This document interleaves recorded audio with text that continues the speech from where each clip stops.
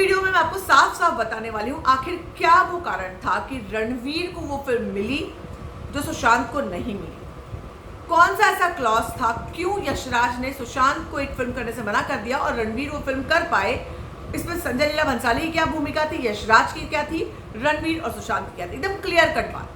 तो मैं आपको बताती हूँ सुशांत का कॉन्ट्रैक्ट के बारे में हम ऑलरेडी बात कर चुके हैं। रणवीर का कॉन्ट्रैक्ट क्या था? रणवीर का कॉन्ट्रैक्ट था 3 फिल्मों का, मगर वो एक्सक्लूसिव कॉन्ट्रैक्ट नहीं था।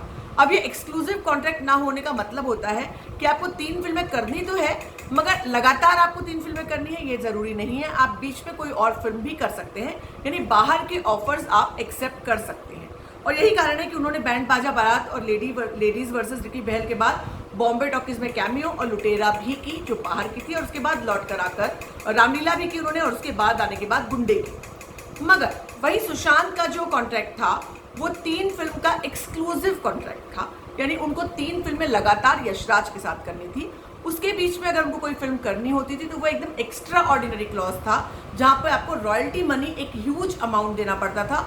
वो अमाउंट देने का स्टार तो खुद सोच ही नहीं सकता है। अगर कोई प्रोडक्शन देना चाहे तो बड़ी बात है, जिसके बारे में मैंने आपको बताया था कि रामलीला जब उनको ऑफर हुई तो 4.5 करोड़ रुपए का अमाउंट आया था, मगर आज पता चला कि वो 3 करोड़ 90 लाख रुपए का अमाउंट था, जो संजय लीला भंसाली की लीगल टीम ने यशराज को देने के लिए बात भी कर ली थी।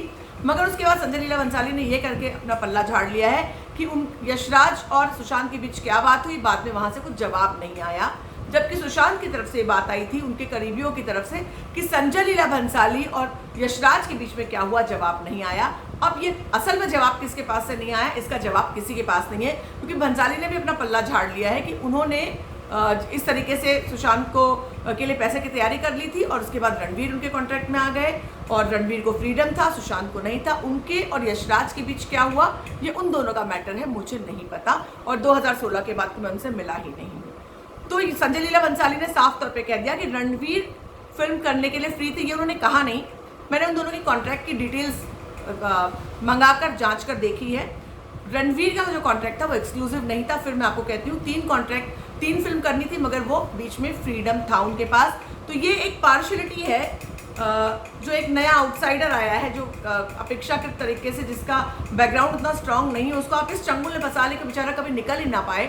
और रणवीर सिंह, जिनका कंपैरेटिवली एक बैकग्राउंड स्ट्रांग था, फाइनेंशियल बैकग्राउंड स्ट्रांग था, काफ़ी लिंक्ड भी थे, लोगों से थोड़े लिंक्ड भी थे, उनको आप ऐसा कॉन्ट्रैक्ट देते हैं जहाँ पर उनको फ्रीडम और ब्रीदिंग स्पेस होता है, यहीं पर सारा मामला सुलझ जाता है। और यही कारण था कि संजय लीला भंसाली ने कहा कि बाद की फिल्में भी जब उन्होंने सुशांत के साथ करनी चाहिए तो वो नहीं कर पाए, क्योंकि उनको पानी करना था। 2 साल तक लगातार वो उस फिल्म की वर्कशॉप में और शूटिंग की तैयारियों में बिजी रहे, जो फिल्म कभी बनी ही नहीं। और साथ ही साथ उन्होंने 2 बार अप्रोच किया था, बाजीराव मस्तानी के लिए और उसके पहले रामलीला के लिए। तो ये वो कारण था उनके कॉन्ट्रैक्ट का, वो क्लॉज था।